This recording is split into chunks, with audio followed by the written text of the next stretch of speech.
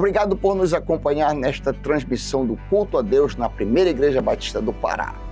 Somos uma igreja que expõe a palavra de Deus e cremos que a Bíblia é inerrante, infalível e suficiente para nos tornar mais parecidos com Jesus. Queremos te encorajar a estar conosco em nossos cultos presenciais aos domingos, às quartas e aos sábados. Assim, poderemos celebrar juntos o Deus vivo e aprendermos mais as verdades de sua palavra. Se você tomou alguma decisão, entre em contato conosco através do nosso site e das redes sociais. Queremos orar por você e ajudá-lo na sua caminhada com Cristo. Que Deus te abençoe copiosamente em nome de Jesus. Amém. Alegrai-vos no Senhor. Outra vez vos digo, alegrai-vos, diz o apóstolo Paulo. Nós podemos sempre nos alegrar no Senhor misericordioso, nos perdoa de novo e de novo e de novo. Sempre há a segunda chance com o Senhor, sempre nos recebe de volta. Nós vamos orar pelo casal missionário Kleber e Regina Ferreira. Eliane, vamos orar. Nós, semestre passado, começamos um projeto de famílias na igreja que deve estar acontecendo ao longo do ano. E este projeto tem como uma das principais ênfases a comunhão. A comunhão.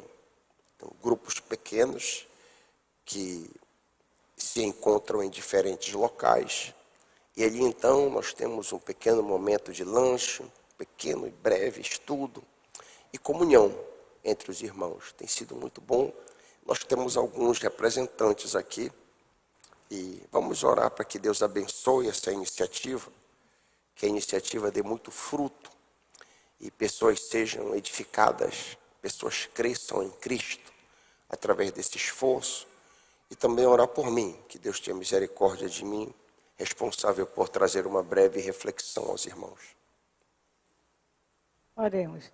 Senhor, muito obrigada, Pai, por mais as oportunidades de estarmos aqui na Tua casa, te louvando em comunhão com os irmãos, Senhor. Obrigada por esse momento tão agradável, Pai, que é estarmos aqui para ouvir um pouco mais de Ti, ouvir um pouco mais da Tua palavra, Senhor, para poder nos congregarmos com nossos irmãos também, Senhor, e podermos sair daqui mais fortalecidos, Senhor, no Teu amor e na Tua palavra, porque nós viemos aqui para Te ouvir. Queremos colocar, Senhor, também em oração a vida desse casal que está lá em Oriximiná. Senhor, que o Senhor possa, a cada dia, fortificá-los, Senhor. A cada dia, que eles possam se sentir mais amparados pelo Senhor. E que o trabalho que eles estão desenvolvendo ali, que é Teu, Senhor, frutifique. Que essas pessoas que estão sendo batizadas permaneçam, Senhor, e queiram crescer em conhecimento da Tua palavra. Pelas pessoas que estão sendo discipuladas ali em Oriximiná, para que eles possam conhecer o Teu verdadeiro Evangelho, Senhor. Para que eles possam se aprofundar cada vez mais no estudo da Bíblia. Também queremos Te agradecer, Senhor, pela nova...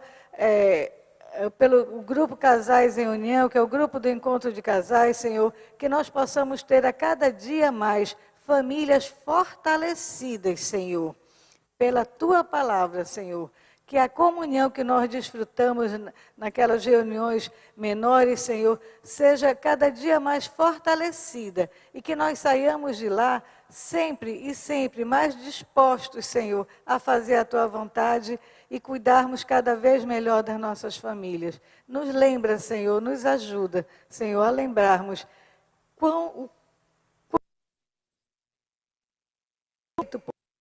e por isso e por tudo, Senhor, nós devemos estar alegres. Não apenas pelas circunstâncias, como diz a Tua palavra, Senhor, mas porque o Senhor foi quem inventou a família, o Senhor que criou a família, e o Senhor nos colocou em uma família, o Senhor que determinou que família nós iríamos pertencer. Senhor, muito obrigada, porque sempre que nós estamos nas Tuas mãos, estamos no melhor lugar. Fica conosco, Senhor, nessa noite. Queremos Te pedir pelo o pastor Raiker, que vai trazer a Tua palavra, Senhor, que o Senhor possa, Senhor, cuidar dele, Senhor, da saúde dele, Senhor, e que ele possa, imbuído daquilo que tu já colocaste no coração dele, falar conosco nessa noite. Fica conosco, nos abençoa, em nome de Jesus. Amém.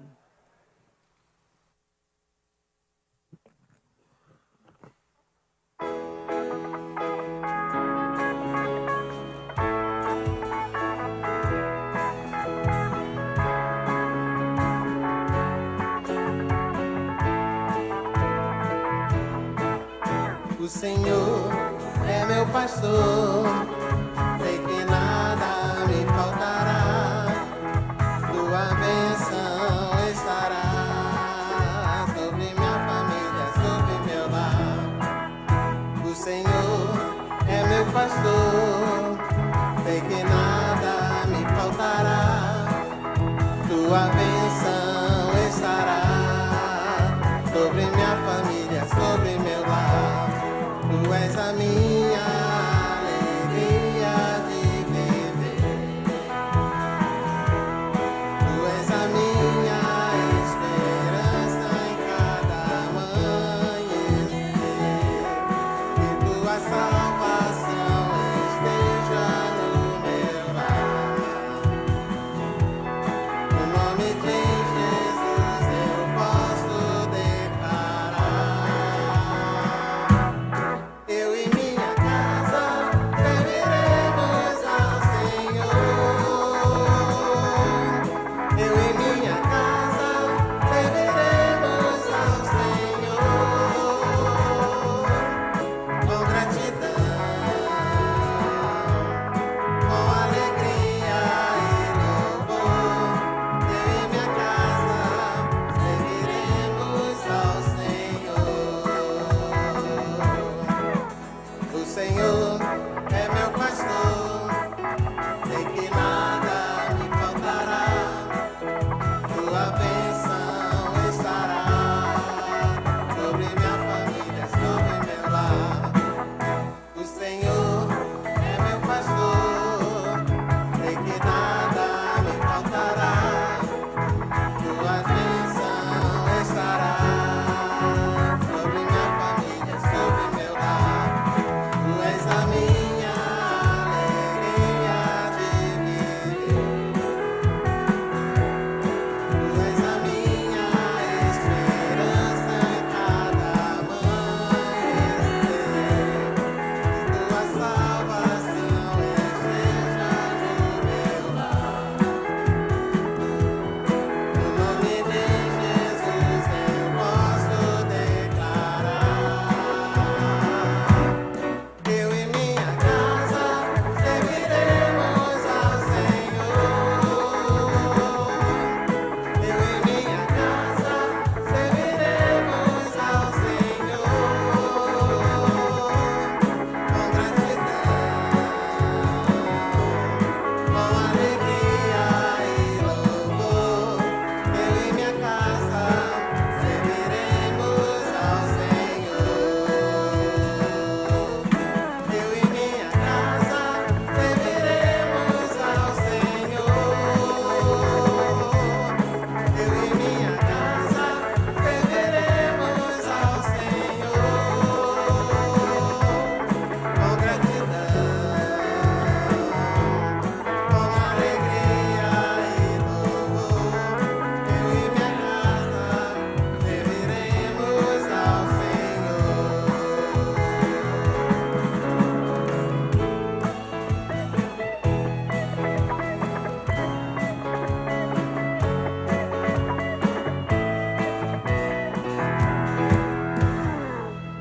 Amém.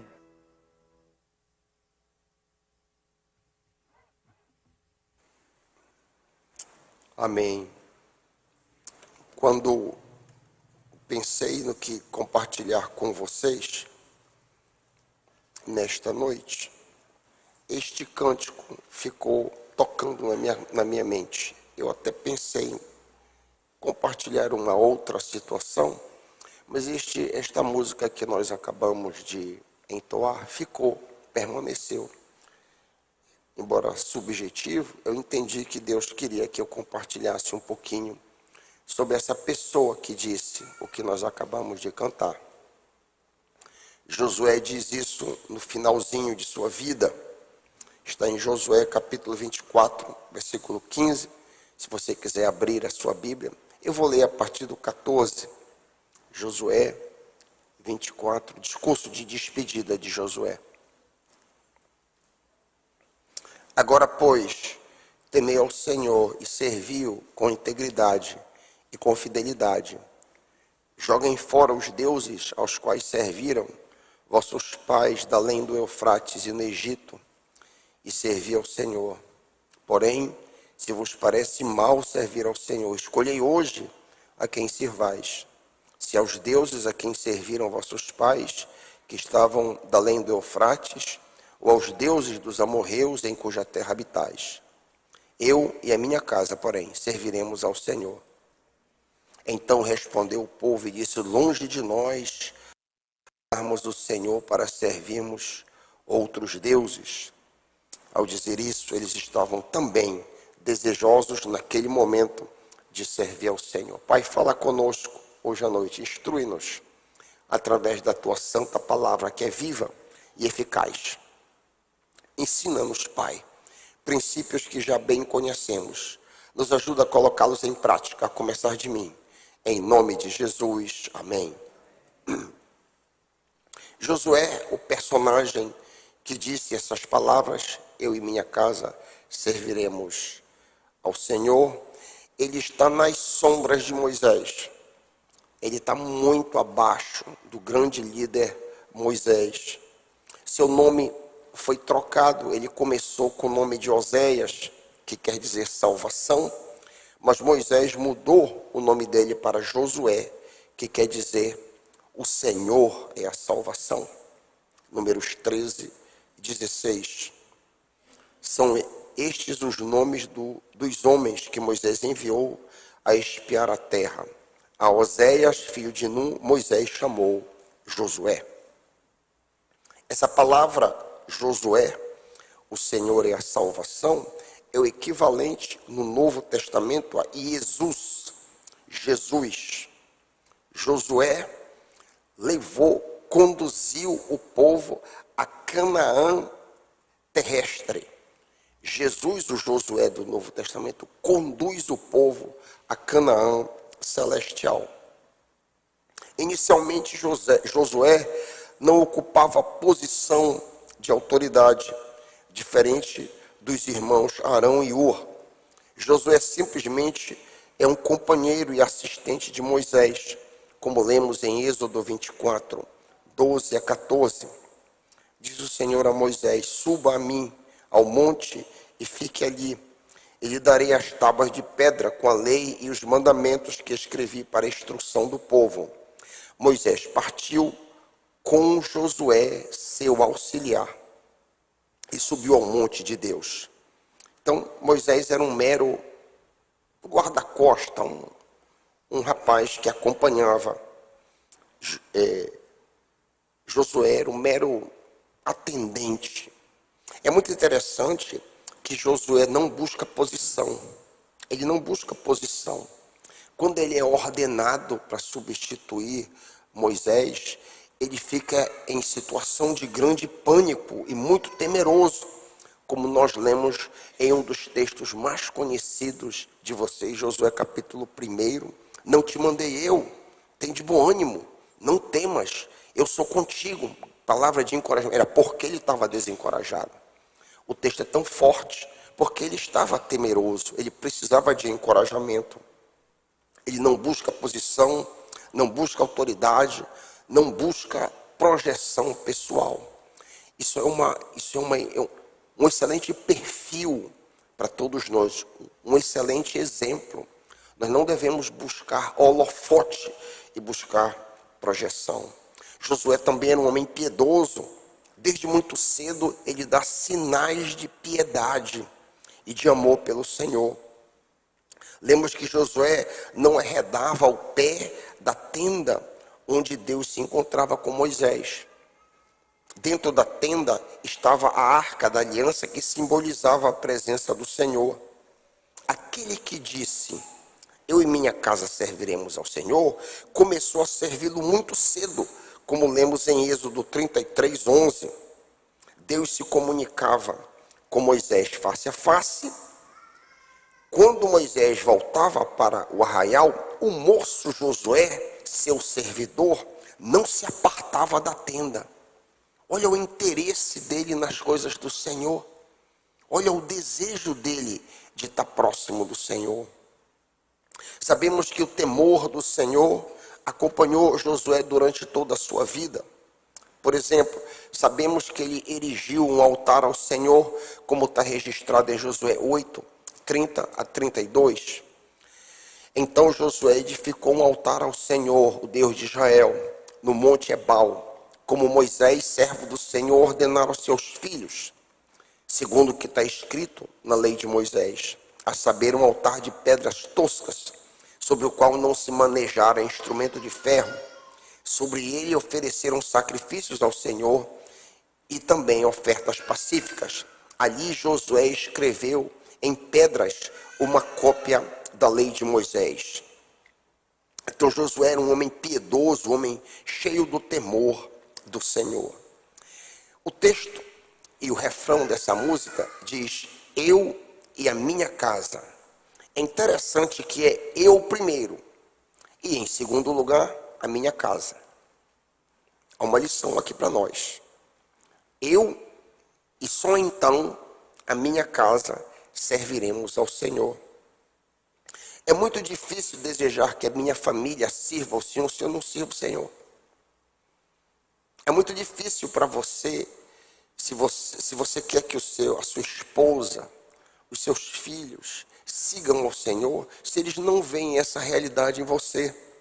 Por isso que Josué diz: eu e, em segundo lugar, a minha casa serviremos ao Senhor.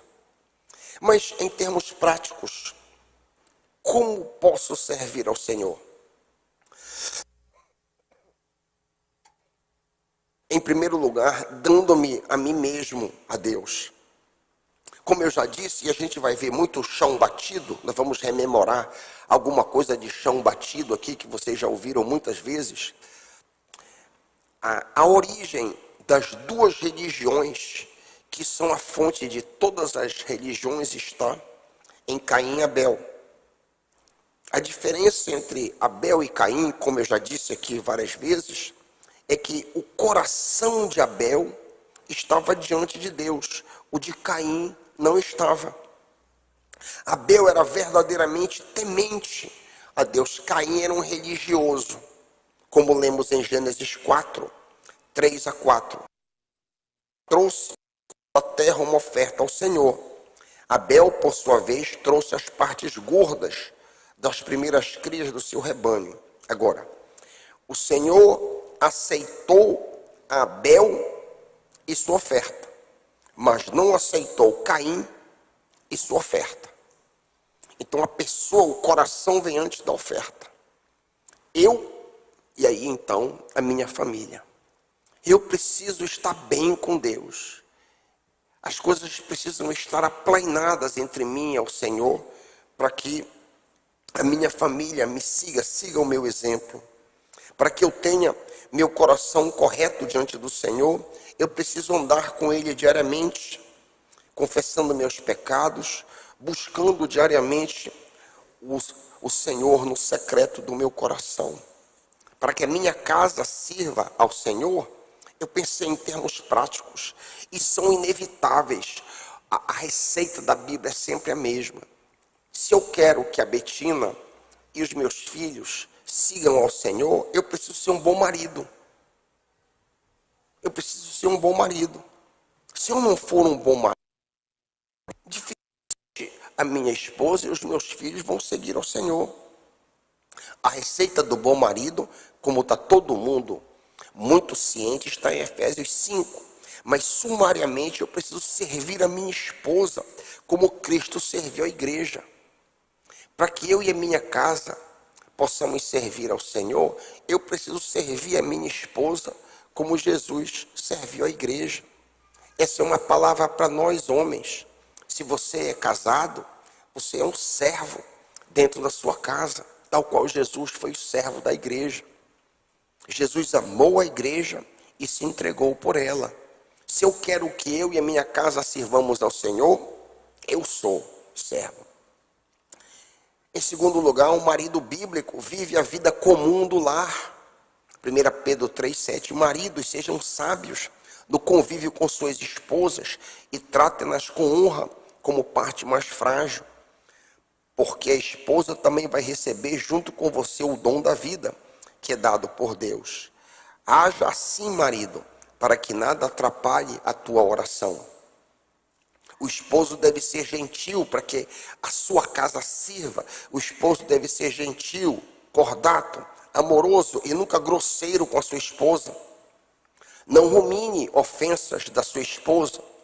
Não medite em ofensas passadas que a sua esposa por acaso tenha feito contra você. Perdoe sua esposa.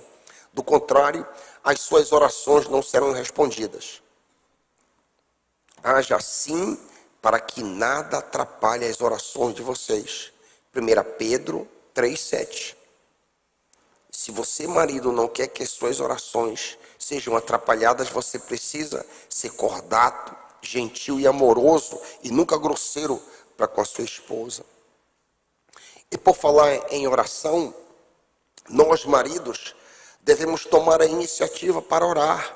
Orar na mesa, pela refeição, orar com a esposa, orar pelos filhos e orar com e por eles. É o marido, é o pai, o principal responsável pela formação espiritual dos filhos. Você sabia disso? Muitas das vezes, quando as famílias têm momentos espirituais, só tem porque a esposa está puxando. Isso está errado. De acordo com as Escrituras, é o marido o responsável por fazer isso.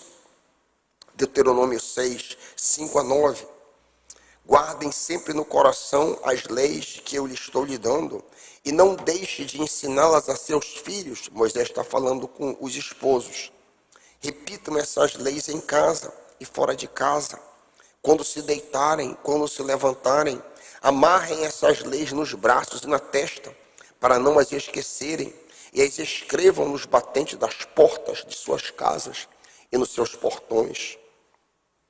Então nós, homens, somos chamados a liderar espiritualmente o nosso lar. Sermos exemplo, sermos bênçãos, sermos servos de nossas esposas, a fim de que eu e minha casa serviremos ao Senhor. Para que eu e a minha casa sirvamos ao Senhor, não deve haver nada escondido na minha vida. Marido e mulher não devem ter senhas secretas. Eu não devo ter uma senha no meu celular que a minha esposa não tenha acesso. Eu não devo ter uma senha na minha conta de e-mail que a minha esposa não saiba. Não que ela necessariamente vai olhar, mas não deve haver segredos entre mim e a minha esposa. Ambos, marido e esposa, devem ser livros abertos diante do outro. Do contrário, o diabo tem oportunidade para trabalhar na minha própria vida, na vida de minha esposa e dos meus filhos. Paulo nos ensina que nós, crentes, não devemos dar espaço a Satanás. É isso que lemos em Efésios 4, 27. Não deem lugar ao diabo. Se ele diz não deem, é porque a gente pode dar. Amém, meus irmãos? Se ele está dizendo não deem ocasião a Satanás, é porque nós podemos dar ocasião a Satanás. Como? Principalmente tendo vida secreta. Tendo locais escuros da minha vida, que os meus filhos não sabem, a minha esposa não sabe. Não deve haver coisas na vida dos filhos que os envergonhe, caso os pais venham a saber, e vice-versa. Os seus filhos não devem ficar envergonhados ao saberem de alguma coisa a seu respeito, e vice-versa. Para que a minha casa, para que eu e a minha casa sirvamos ao Senhor, a esposa deve ser submissa ao seu marido, como estamos cansados de repetir, Efésios 5, 22 e 24. A esposa sábia, isso aqui é bíblico, isso aqui não é uma questão de opinião minha, é a Bíblia que diz isso. A esposa sábia busca ganhar o marido pelo procedimento, pelo comportamento, pela sujeição, conforme lemos em 1 Pedro 3:1. Assim também você, esposa, deve obedecer a seu marido, a fim de que, se ele não crê na mensagem de Deus, seja levado a crer pelo modo de você agir. Não será preciso dizer nada, porque ele verá como a conduta de você é honesta e respeitosa. A esposa é chamada a se submeter a seu marido, para que a casa, ela e a sua casa sirvam ao Senhor. Para que a casa dos filhos sirva ao Senhor, as alternativas são duas. Primeiro, filhos, existem duas categorias principais: filhos dependentes e filhos independentes. Se você é um filho dependente dos seus pais, o comando é claro: filhos, obedeçam aos seus pais no Senhor, pois isso é justo. Honra teu pai e tua mãe. Este é o primeiro mandamento com promessa. Com que objetivo? Para que te corra bem e tenhas longa vida sobre a terra. Você é filho, quer ser feliz? Depende dos seus pais ainda? É ele que paga as suas contas? É ele que paga a luz? É ele que paga tudo? Então, o comando para você é que você obedeça os seus pais, para que você seja feliz, para que tudo te vá bem e para que tenhas longa vida sobre a terra. A segunda categoria de filho são filhos independentes, filhos que já pagam suas próprias contas, filhos que já moram separados. A esses, o comando é que eles respeitem os seus pais. Para que eu e a minha casa sirvamos ao Senhor, para que uma casa ordeira sirva ao Senhor, os filhos têm que respeitar os pais até morrer. Independente dos filhos ganharem até muito mais do que os pais, eles devem respeitar e honrar os seus pais até morrer. Isso é bíblico. Se você não respeita seus pais, não perdoou seus pais, não se esforça para se relacionar com seus pais, é muito provável que essa promessa não se cumpra em sua vida. Para que tudo te corra bem e tenhas longa vida sobre a terra. De forma geral, colocando de lado aqui, esposo, de forma geral, uma casa que serve ao Senhor é uma casa aberta para a obra do Senhor. Quando eu era estudante lá na Escócia, o meu parceiro de oração, eu tinha um senhor, um escocês, que nos reuníamos uma vez por mês, por aí, para orarmos juntos. E ele disse para mim, ele disse: olha, eu não recebo muito mais pessoas na minha casa, porque a minha esposa está sempre obstaculando. A esposa era crente e tal, mas a casa tem que estar arrumada. E eu fiquei pensando, essa senhora, ela não tem um coração missionário. Se eu casar, eu quero que Deus me dê uma esposa com coração missionário. Ela não precisa ser missionária, mas ela tem que ter um coração missionário, um coração hospitaleiro. Uma casa em que eu e os meus servem ao Senhor é uma casa que pratica a hospitalidade. Recebendo um pequeno grupo em casa, como esses aqui, vários desses aqui recebem um pequeno grupo em casa, recebendo alguém na sua casa para tomar um café, de repente para uma refeição. Isso é uma casa que pratica a hospitalidade. Isso, em linhas gerais, é a receita para uma casa que quer servir ao Senhor. Voltando ao nosso personagem, nós não sabemos dos detalhes genealógicos do capitão Josué. Quantos filhos, quantas filhas ele porventura teve.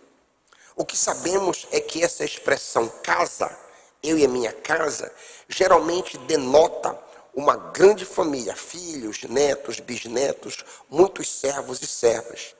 Josué faleceu com 110 anos. Com certeza uma vida farta.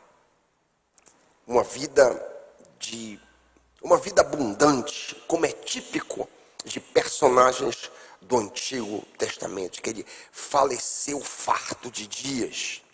gozando paz e alegria. Josué não foi perfeito. Nós vimos aqui quarta-feira passada que Josué errou ao não consultar o Senhor. Aqueles que estavam aqui viram o erro. Então, isso é bom. Ele não foi perfeito, ainda assim ele honrou o Senhor. Ele tropeçou, ele errou, mas ainda assim ele serviu ao Senhor. Meu chamado para mim e para você hoje à noite é que nós possamos ser fiéis, tal qual ele. A vida de Josué foi caracterizada pelo temor do Senhor, que possamos agir como ouvimos hoje à noite, a fim de que o cântico, eu e a minha casa serviremos ao Senhor, seja real. Quero consagrar o meu lar a Ti, o nosso futuro para Te servir, com toda a minha força e entendimento. Quero dedicar o meu lar a Ti. Olha que coisa linda. Será abençoada a minha descendência, frutificará na Tua presença. Como bom perfume, meus filhos irão perfumar todas as nações. Eu e a minha casa serviremos ao Senhor. Eu e a minha casa serviremos ao Senhor com alegria. Amém.